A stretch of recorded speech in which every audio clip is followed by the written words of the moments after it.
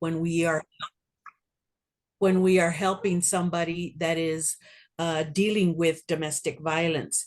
The empowerment doesn't come from us. This is something that they inherently have. They have personal power. And that personal power is what will transform their experience and their life.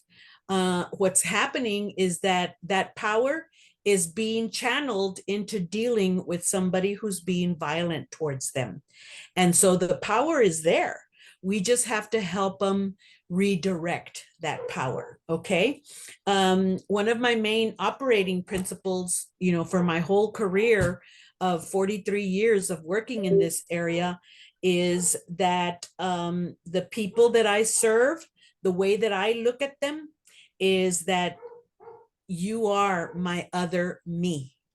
You are my other me. So what happens to you is done to me.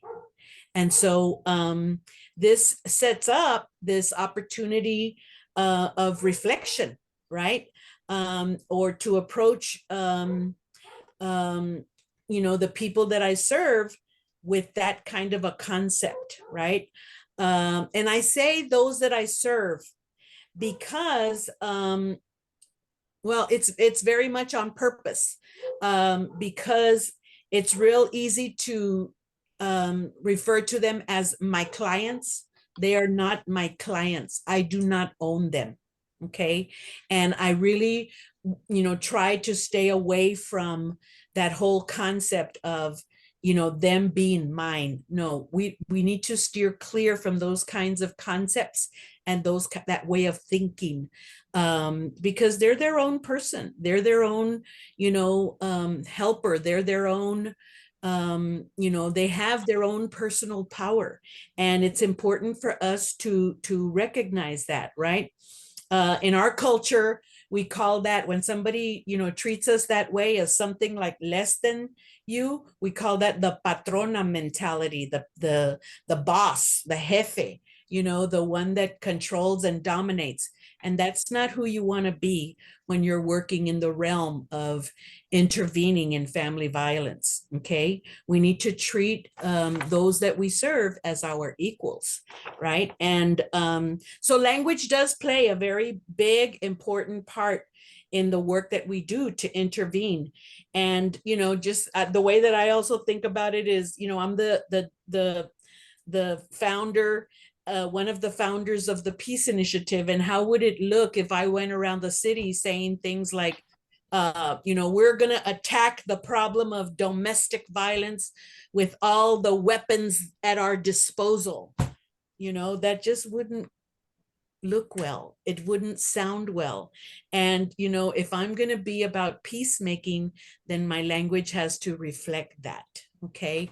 And so, we have to think about and it's amazing how many violent words we will use throughout the course of the day, and so, as which speaks to how pervasive our thinking about violence is, and how deeply rooted all of that stuff is in our culture and in our society. Okay. um so it's real important, to use this way of looking at it. It's important also to look at the victims, the survivors' emotional safety as well.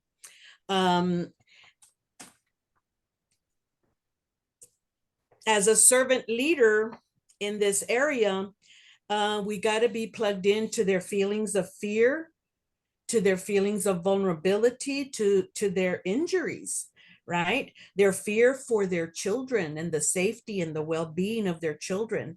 And I try to put myself in their shoes as much as I can.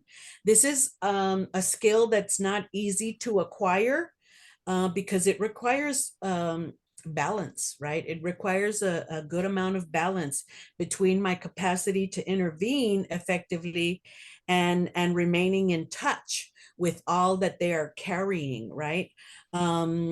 Because my experience of what I've learned, like in the school of quote unquote professionalism, is that they don't teach us that.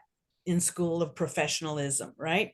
And so, you know, for many of us, it's going to be a skill that is acquired. Okay. All right, I'm going to move on to the next slide. So in addition to helping victims access necessary services, such as legal, housing, financial resources, it's important that we also help them accessing mental health services, and that we address those needs, right? To help them build their capacity to deal with the different levels of difficulty, because these issues of domestic violence have lots of layers, right? And they're going to run into all of those layers, right? Just to stay safe, just to deal with the legal issues, the housing issues, the financial issues, all of that stuff. They're going to deal with all those layers, right? And, you know, it's all going to be a part of recovering from that traumatic impact of domestic violence and the other experiences that they might be bringing to the adult experience from a lifetime of abuse, right? And that it all is all the big picture of reconstructing their lives, right?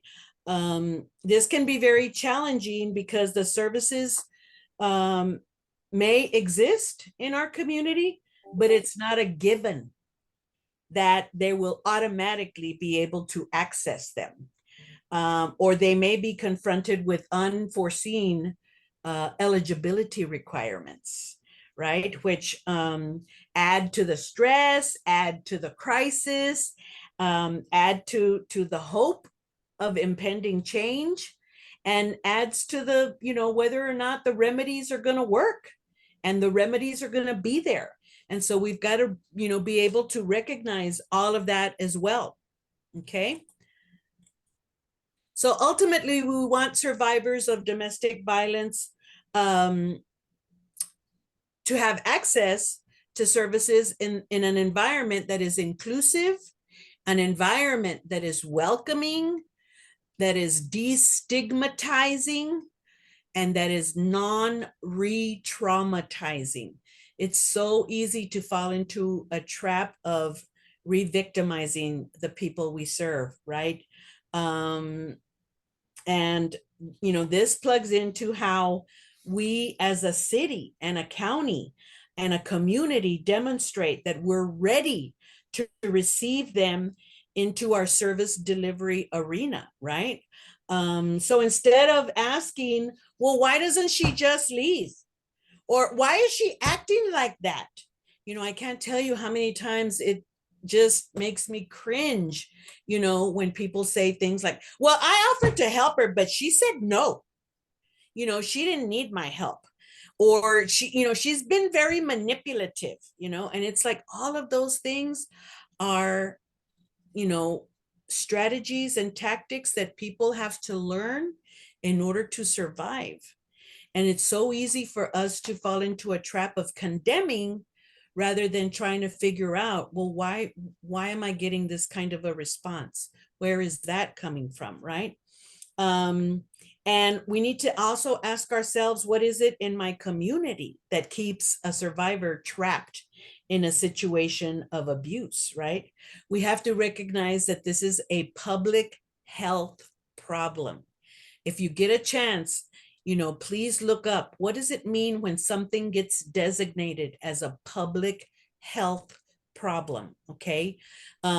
Because for so long, we have been so accustomed to identifying this as a personal problem or as an individual problem. And, you know, and when we stick it in that realm, then it's easy to just condemn the individual and put the individual down, instead of recognizing what is the big picture perspective, right, of our service delivery system.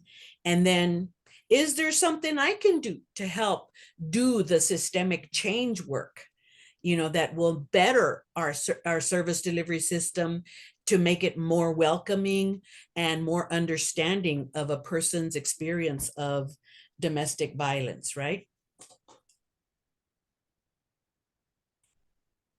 So there are five components of a trauma-informed approach to domestic violence. And So let's look at what those, tell us. So these are 5 core components of a trauma-informed approach to domestic violence. Number 1, provide survivors with information about the traumatic effects of abuse. So many survivors, like, for example, they have no idea about, how adverse childhood experiences set them up for being re-victimized across the lifespan, right? And if they don't know about how things that might have happened to them as children are part of the reason why she or he ended up falling into this trap of domestic violence, right? And because it impacts themselves, it impacts the person who uses violence against them, and it impacts their children. And so we need, when we explain these kinds of things to survivors, they're like, oh my God, I never made the connection. I never recognized that there was that connection, right? And when they understand things better about their situation, that helps them feel empowered. Okay. Number 2, adopting programs and services to meet their trauma and mental health related needs. This is, for example, why we set up the Collaborative Commission on Domestic Violence, to work more effectively together to impact programming, intervention, funding, policy issues, needs for our city to be able to better their environment, the environment of our community, right? Because, victims are out there, and if they don't know what's available, they're just out there drowning, and nobody is throwing them, a life ring to help them, not drown. And so we need to make sure that they're informed, right? Number 3, creating opportunities for survivors to discuss their responses to trauma. So this ensures that survivors get out of isolation. A huge part of the problem of survivors is that they're cut off from family, from friends, from work environments, from support systems, from their faith community. They're cut off, but that's a deliberate thing that is done to survivors in order for them to not tell what's going on, in order for them to not expose injuries, bruises, to the community that might ask, where did you get that? Or how come you have that injury? Or who left that handprint on your neck? Or, they don't want you to be exposing the person who uses violence to have to face consequences. And so that's why the isolation is a very deliberate thing. And so this gets them out of that isolation into a situation of hopefully some counseling, some support group, some, to be around other survivors and to feel like their injury and their exposing the injury is acknowledged, is affirmed, and so that they can get informed about, what are the remedies that I have at my disposal? What can I do for myself, right? How can these things help me, right? So offer resources and referrals to survivors and informing them about those services, right? And then, of course, reflecting on our own and our program's practice. What is it? Always be willing to pick up that mirror, and look at ourselves. Remember how I started our presentation today? You are my other me. I got to keep looking at myself and figuring out, what is it about me that can change this? Or what is it about me that keeps this condition actively impacting my community, right? And so we got to do that for ourselves and for the people that we serve, right? We must be willing to look inward and see if our programs have the capacity to serve, as well as our capacity to change. We need to be willing to change, and we need to be willing to evolve as needed, right? This is why, the town hall that we had, back in 2019, was so effective, because we were put in a position to hear what the survivors were telling us, to listen to the sad and horrible stories of their experiences of just trying to get some help in San Antonio, Texas, and Bexar County. It was terrible to have to hear that. And by the way, if anybody ever wants to see that town hall, it is on YouTube.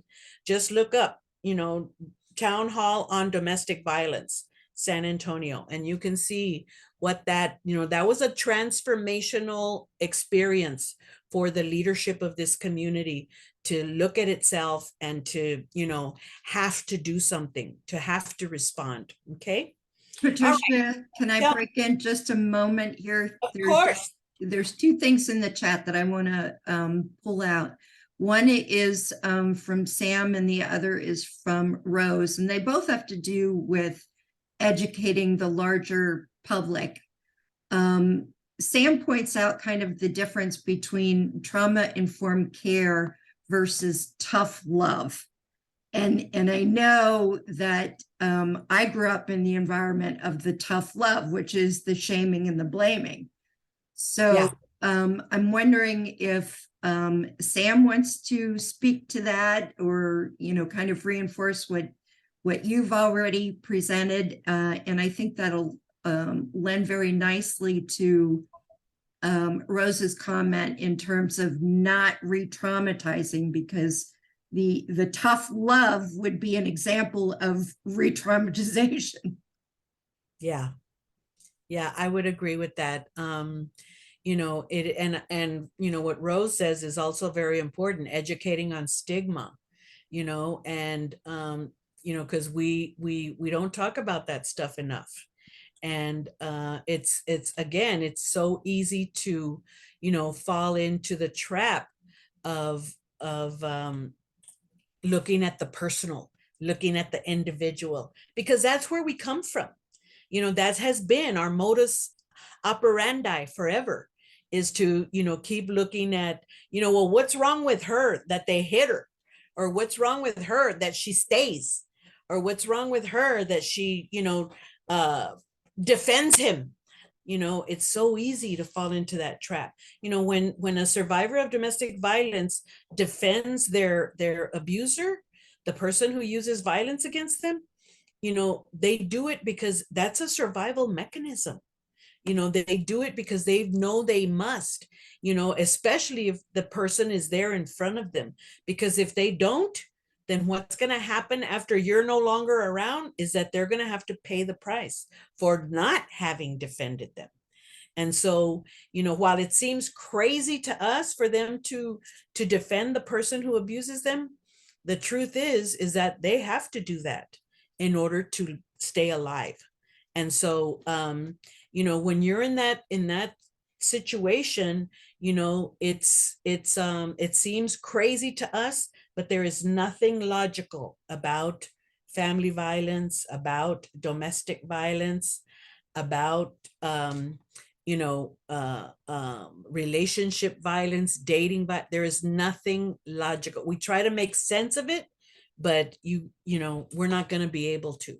And if we had figured it out, we would have already done so by now. We wouldn't have family violence, but we have not been able to figure that out. Okay. Any other comments or questions, please? Yeah, I just wanted to comment, Patricia. I think because ever since I found out about ACEs 3 years ago, I think that's a key component to it, is really getting people. Because every time I show or share anything on ACEs, it's like you said, this light bulb goes off in people. Yep. And I think a lot of people don't understand truly the significance of their upbringing and how it really affects them in their adult life. Yeah. I think when you get into the pinpointing, and you show ACEs videos and you show, that because most people think that a child that's in a crib is not being affected by anything because they're just a child in a crib and they, don't, but they're really, really, really being affected by the environment in which they're living in. You put that with trauma and care. And what I mean by tough love is, but I'm talking about tough love without blaming people, without shaming people, without judging people. I think anybody who sees me, in my classes and stuff, I'm a pretty tough guy, but at the same time, I'm a very loving person. And never once has anybody ever challenged me or, said, F you, sir, how dare you talk to me like that. Nobody's ever done that because I do it in a certain approach where I want them to understand the importance of all their decisions, all their, their actions and their reactions, and how it resonates and it affects the other people besides themselves. And I think that's important. So, yeah.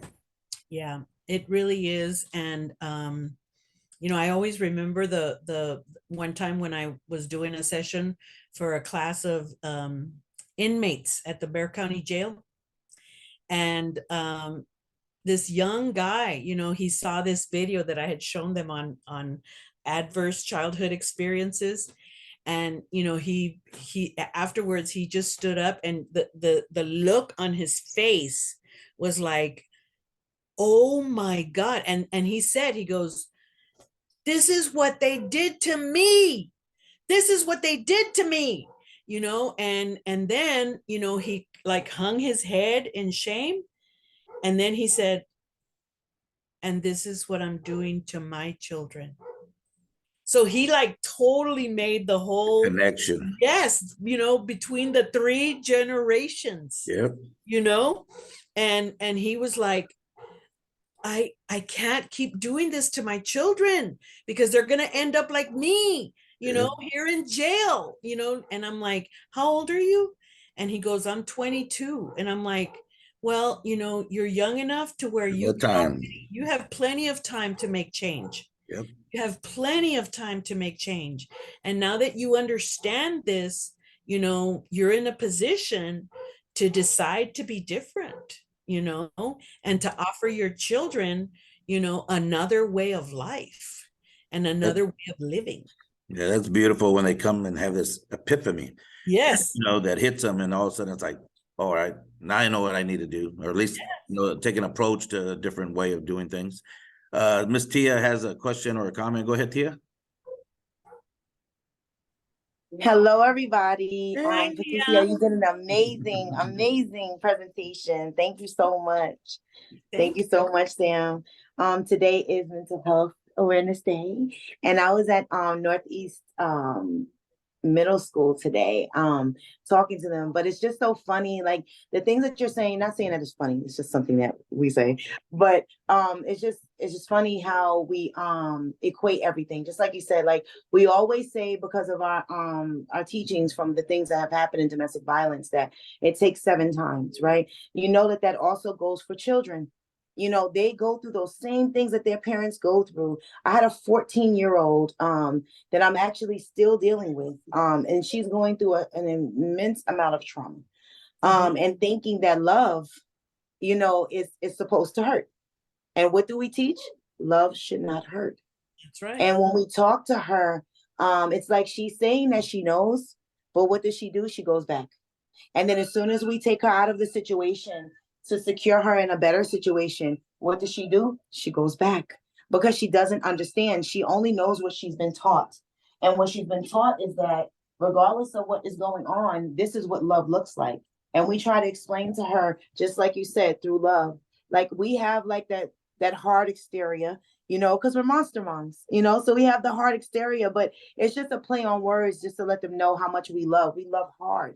And it may be a little scary, but I need it to be scary enough to get out so that I know that you can live, and then that's the conversation that we have, even with my children.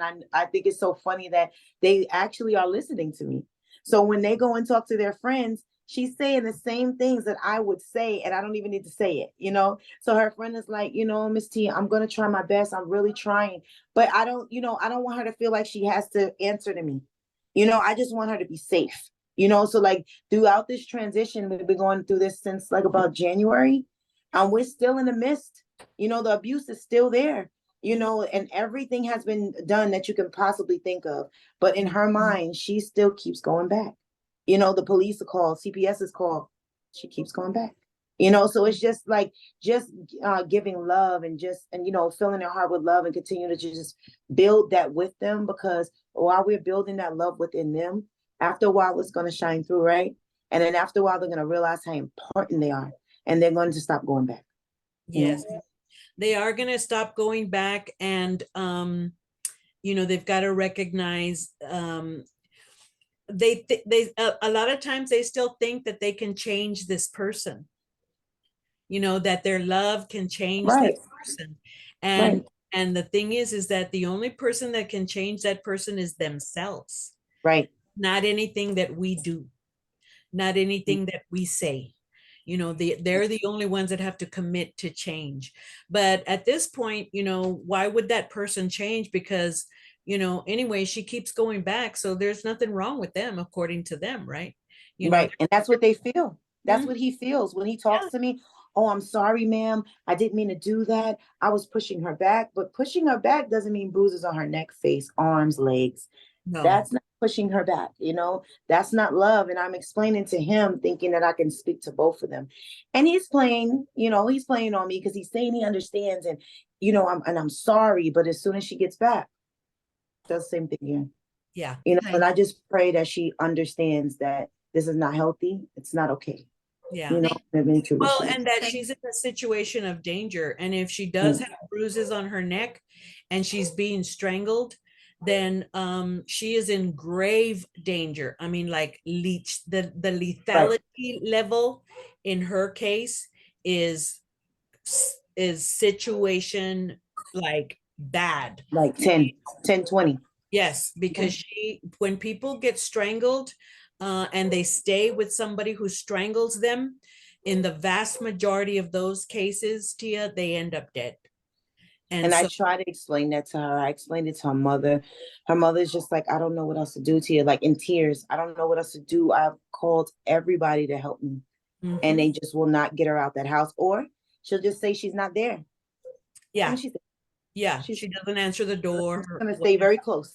Well, Just be and very so close. that's the thing, is that, you know, unfortunately, we have to, you know, respect a person's autonomy.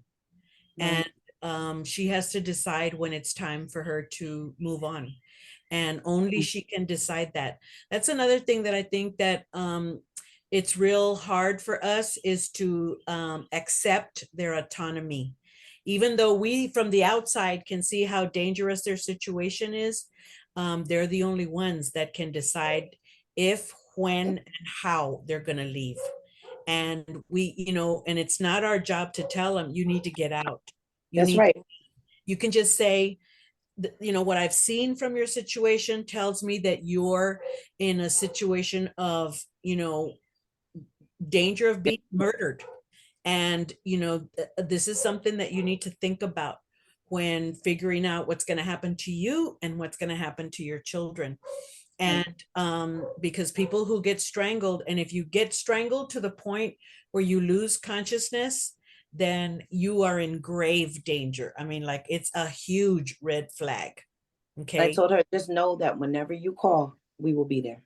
It's a whole team of us. That's We will what be you there. need to do. That's what We you will need be to there.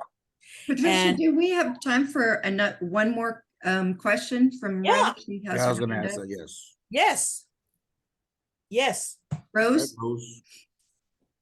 Hi, yes, thank you. I wanted to comment on what I said, and talking about the re-traumatization, because sometimes we unknowingly do it. So when we teach on trauma-informed care at the Institute, we talk about the 3 realms of ACEs. There's 3 realms, right?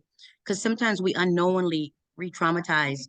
So first of all, when we want to talk about the household, you know, they're going through a divorce or an incarcerated family member. The second one is community, poor housing.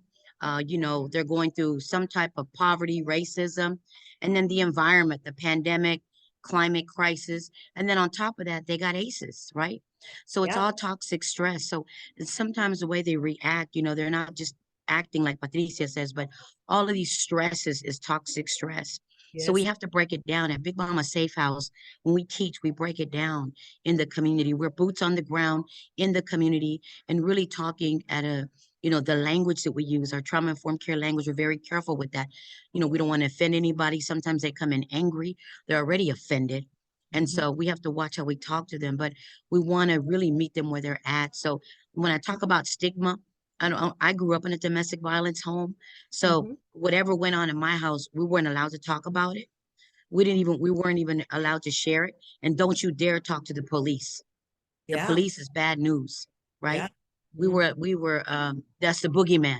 That's Yeah. the Yeah. kukui, right?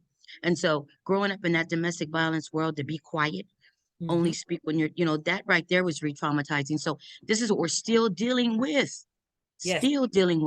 right? Yeah. It's a journey. So Mhm. when people come on today, don't just check off the box. This is a journey. We have to continue to fight the good fight. Yes. What does the Bible say? We can do all things through Christ who strengthens us. So I just wanted to touch on that because sometimes we don't mean to re-traumatize. So we have to watch every step and Mhm. communicate and cooperate.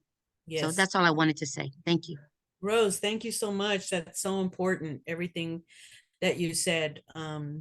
Very important, very important. Okay, let's keep going with the presentation. So providing survivors with information about the traumatic effects of abuse.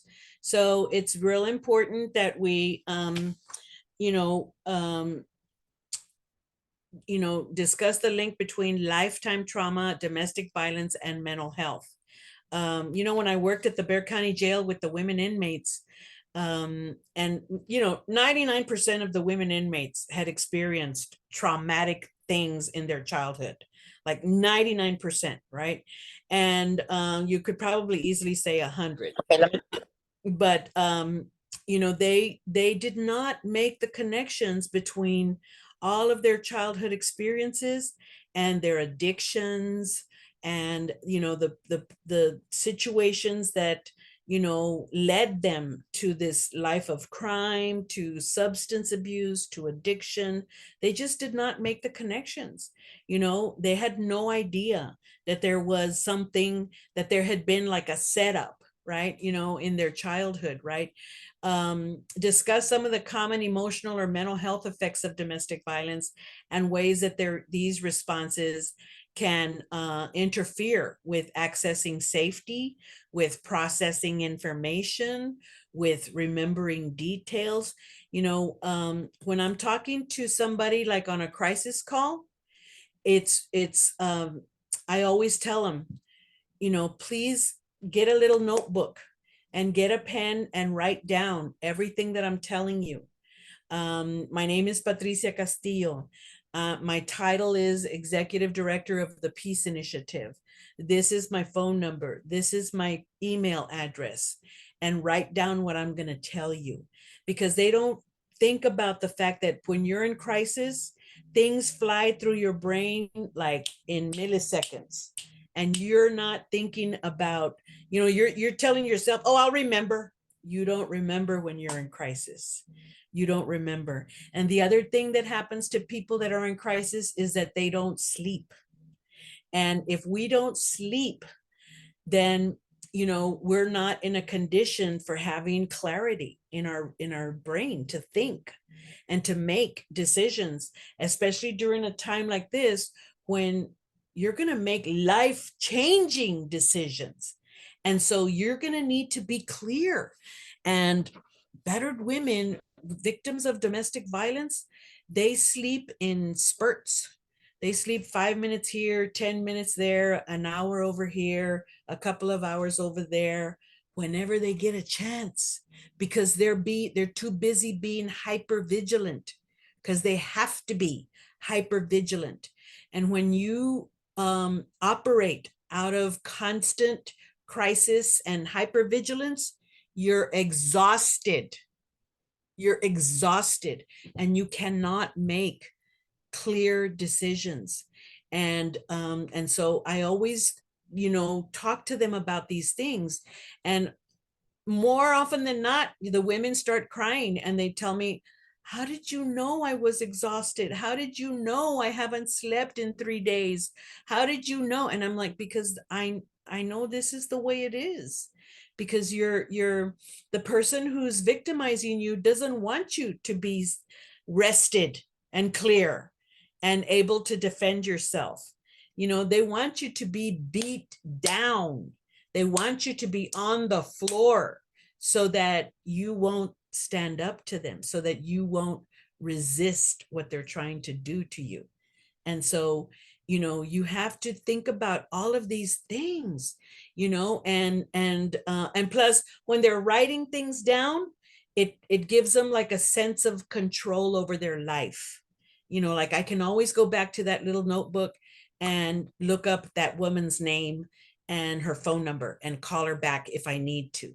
And that gives you a sense of, you know, I have some control over some aspects of my life, right? And that's what they need. They need to feel like they have control over their situation, you know, at least in, you know, some semblance of it as they're moving along in their journey to be free from the violence, right? We need to discuss some of the common emotional or mental health effects of domestic violence and ways that these responses interfere with accessing all of this information, right? So we talked a little bit about that. The impacts of abuse have many layers. I said that a little bit earlier too. And the other thing to remember is that it is often intergenerational. Intergenerational. Locally, a study was done to look at, you know, what people's knowledge and ideas about domestic violence are in this community. And that survey was able to reach over 1,500 people in our community, over 1,500 people. And the thing that stood out glaringly in that survey was that minimum in our community, we're dealing with at least 4 generations of family violence, because everybody talked about how this was passed on to me, then I passed it on to my children, now my children are passing it on to the grandchildren. And so when you have that level of, you know, intergenerational violence, then, you know, you know that it's deeply, deeply rooted. So this is going to affect a person's level of, you know, post-traumatic stress disorder, anxiety, all of these mental health issues that are going to come up from all of that, right? Their ability to make change, whether or not they're going to have that ability to make change. This also affects whether or not somebody falls into the trap of, you know, bad coping mechanisms, right? Like, you know, substance abuse. A lot of people will turn to substance abuse to try to feel better, right? They think that that's going to help them. Let me just have a little glass of wine, right? And then before you know it, they're drinking 2 or 3 bottles a day. And you know, because they can't cope with what's happening to them, right? They may be experiencing financial abuse, where even though they're working, you know, this person that's violent towards them is taking their paycheck. So they're never seeing a cent of their hard-earned money, right? Also, another thing that is more recent across this country is that we're beginning to look at victims that are suffering from the effects of traumatic brain injury. Traumatic brain injury, because a lot of them get their heads banged up against the floor, their heads banged up against walls, and then they start having headaches, and they don't go get checked out because they just think, oh well, it's, you know, whatever, it's my allergies, or it's, you know, but they don't associate it with the fact that, you know, 2 weeks ago they had their head banged up against the floor 10 times, you know. And so all of those things are things that we're having to bring up with people, right?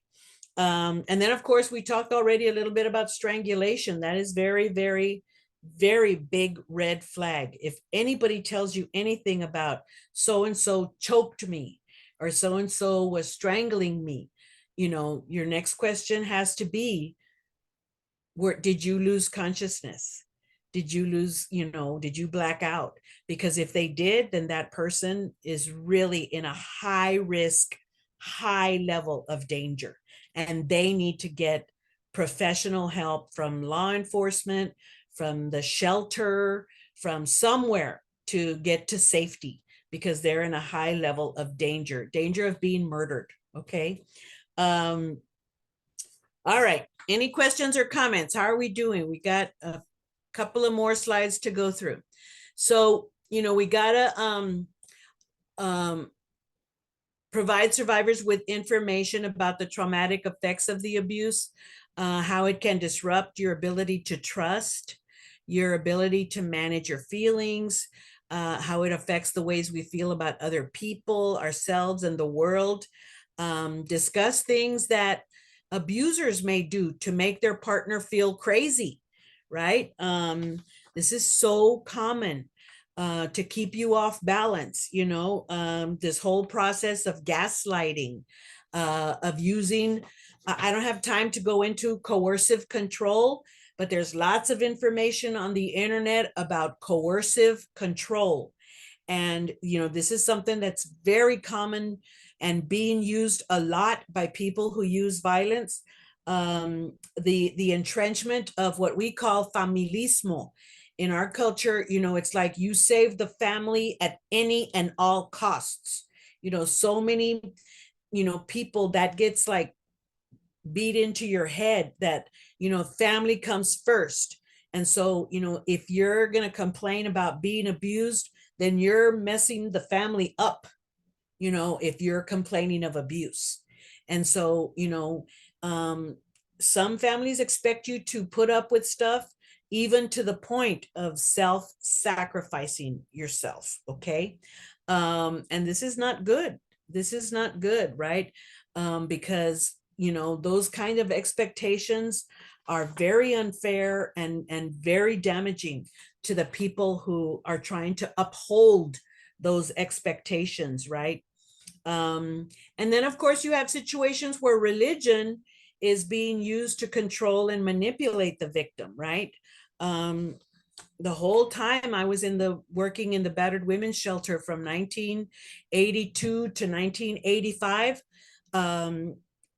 the women came to me all the time with Bible scriptures that, they were using the Bible scripture that their abuser pointed out to them to tell them, this is why I need to go home, because, I'm being told that I am supposed to be, according to the Bible, I'm supposed to forgive 7 times 77, those kinds of things, right?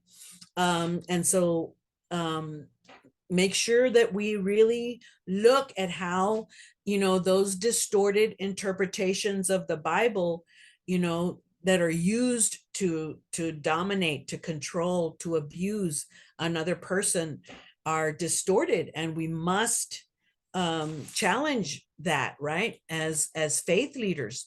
I always remember this priest who got up in one of my training sessions in the community I was doing a training session for the community at Sacred Heart Church, Catholic Church on the west side. And this priest stood up and said, look, if you're married by the church and somebody introduces violence into the holy sacrament of matrimony, that covenant is no longer valid. It is broken. It is no longer valid. And God does not expect anybody to live that way. And I was like so floored. Oh my God. And, because I'd never heard a priest talk like that. And so when he said that, I thought, oh my God, everybody in church needs to understand this. God does not expect anybody to live like this, and so, we need to be able to talk about things this way, right? And then, of course, discuss the things that abusers may do to make their partners feel crazy. Discuss the ways that abusers use mental health issues to control their partners. This is so common, when we've worked with, law enforcement tells us, well, the guy said she went crazy, and started beating him up. And so, he had to like handle her, and I'm like, please give me a break. That is not, I've heard that statement, I cannot tell you how many times in my 43-year career. It's the same statement that I hear from people who use violence all the time. It is so common. It's unbelievable that we're still hearing that, and like you said, Tia, then how come, if you were just had to handle her, how come she's got bruises on her face, on her arms, on her neck, on her abdomen? It's like, please, come on. You know, we need to question all of that and challenge it, right? And hold people accountable. Okay. All right, moving on to the next page. So, you know, it's on number 2, adapt programs and services to meet their needs, right? Create a welcoming environment with a wide range of options for survivors, and make changes and practices and policies when needed. And if they're not well suited to the survivors' needs and capacities, we need to reassure survivors who are uncomfortable with the mental symptoms of other women in the program that these are common responses to abuse. Collaborate with consent, of course, with mental health providers and peer support specialists, and systems that work with each individual survivor. You know, when we share the load, it becomes so much easier. When all of us are working toward the same goal, and we're supporting each other, you know, for the same person, but it lessens the load for all of us. And we got to recognize that you know, that collaborative spirit is what really matters, right? Inform or educate the mental health providers on issues related to domestic violence, including documentation of the abuse.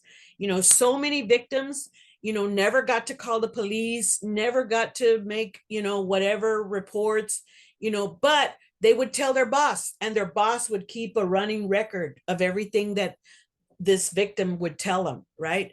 And then that can get introduced into a court proceeding in terms of holding the person accountable, right? Advocate with mental health providers and systems on behalf of survivors when requested, and support survivors in their efforts to advocate on their own behalf, okay? And then, of course, we got to look at, you know, what can we do to create opportunities for survivors to discuss their own responses to trauma. We can ask them all kinds of things, like, you know, the ways that they've changed because of the abuse. If they're having any feelings or thoughts that concern them. Ask, what is, you know, the impact of domestic violence on your emotional and well-being and your mental health.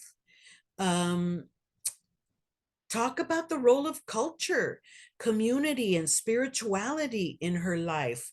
You know, I remember, you know, in the early days of the shelter movement, there was all this, you know, uproar because so many women would want to like decorate their space with candles and rosaries and, you know, things about their faith, right?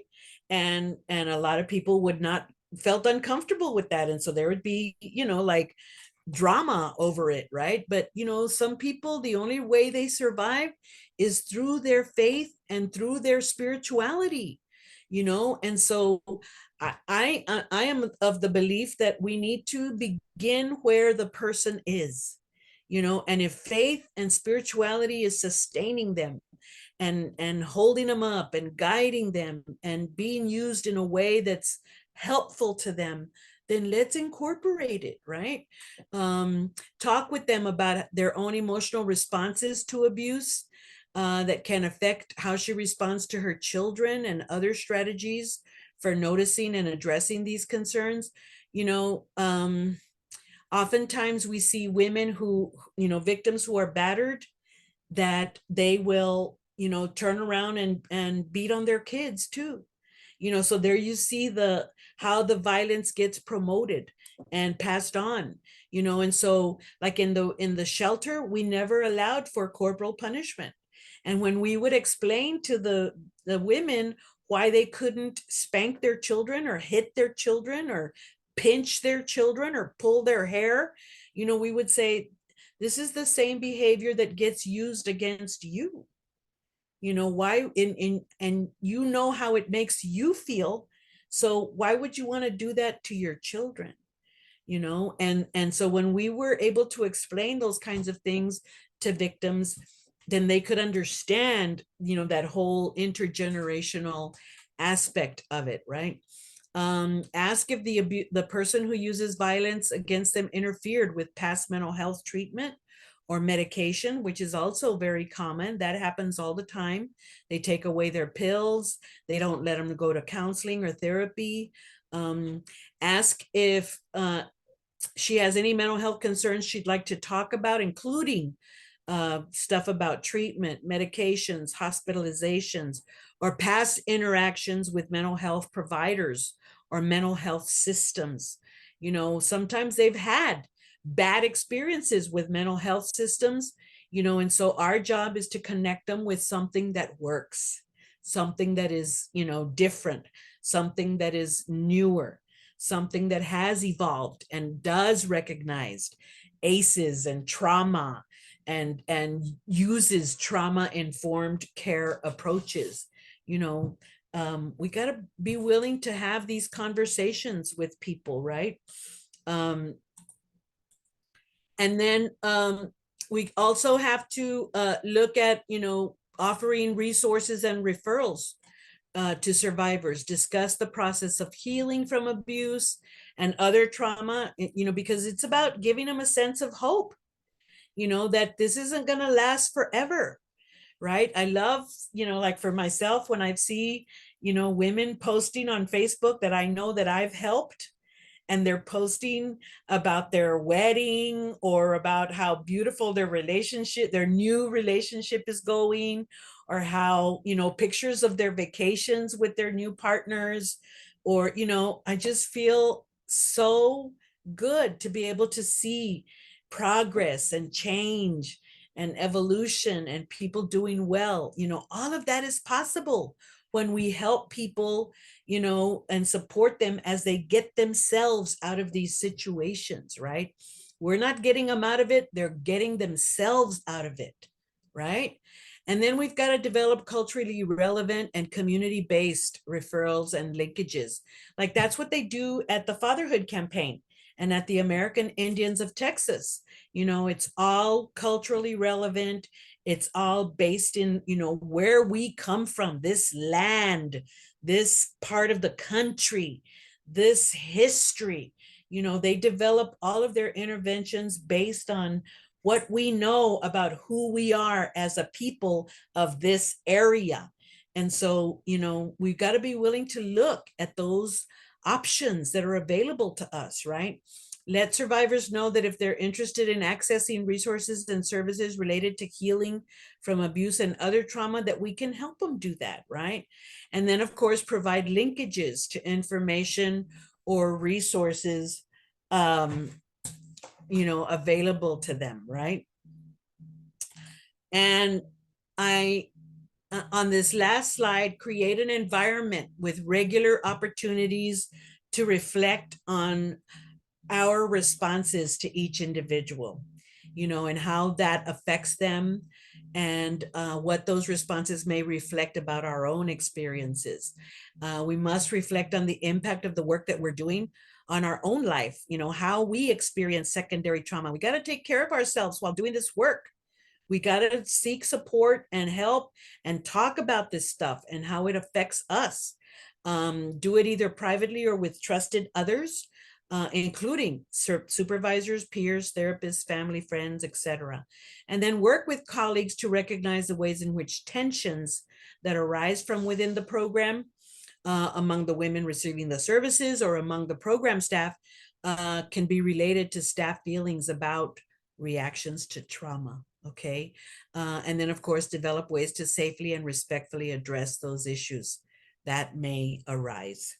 And so, you know, again, you know, we do have to make sure that we don't engage in victim blaming, that we don't, you know, ask people, why do you keep going back? That we don't make jokes about domestic violence or victims of violence, and that we collaborate with other organizations on behalf of these cases so that we can support each other in the work. And, you know, it's valuable for survivors to feel the support of numerous programs advocating for them, helping them, and tending to their potential for change. This becomes motivating and inspiring to them, and especially because of the fact that they're coming out of being lonely, being alone, and being isolated in a realm of victimization. So thank you so much for being here today. I really appreciate your participation and involvement. Thank you so much, Patricia, for all this valuable information. Very, lots of in-depth information in that hour. I would like to draw attention to one thing that's in the chat and invite Pastor Felder, if he is still here, to make this connection. This is another event that is being held on June 10th at 9 a.m. that's going to be looking at domestic violence. Yes. So could you tell us a little bit about that? Yes, good afternoon, everybody. It's a blessing to be here to hear all this wonderful, rich education that we all need to hear and we can take back to our congregations and community and build on what we heard today. On June the 10th, Saturday, June the 10th at 10 a.m. to be exact time, 9 a.m. there's be a continental breakfast. We're going to have a citywide domestic violence and gun violence conference forum. And we have some wonderful panelists and guests there. Matter of fact, Ms. Castillo, I see her online. She's one of the panelists, I believe. Judge Sakaya, Judge Gonzalez, Judge Yolanda Huff, the out of town guest Lauren Pell. She could be one of the facilitator. Mr. Charles Carnes, Chief of NSID Police. I already mentioned Ms. Castillo and Mr. Derek Fuller, Chief of ACD Police. So we're gonna have an array of folks that knows what they're talking about when it comes to domestic violence and gun violence. And we're gonna have wonderful activities during the day. I just encourage everyone to pass the word. And anybody have need for this flyer, just contact me on email and I'll give you a copy of the flyer to post in your communities and at your churches and schools. We highly appreciate and hope to see you there. That's awesome. And Lisa, we could just attach that on the next announcement for next Thursday. Thank you all so much. Thank you. So much. Thank you again, Patricia. And this was really, really wonderful. And next week, we have another session, same time, same place, 11:30. Next week's session will be on healing, and it'll be led by our Fatherhood Campaign, Sam Gomez and his colleagues. And so please come back next week, bring some of your own colleagues to come and learn with us, and we'll see you then. Thank y'all. Have a great day, everyone. Great job, Patricia, and thank you for being here, people. Thank you, thank you, thank you. Thank you.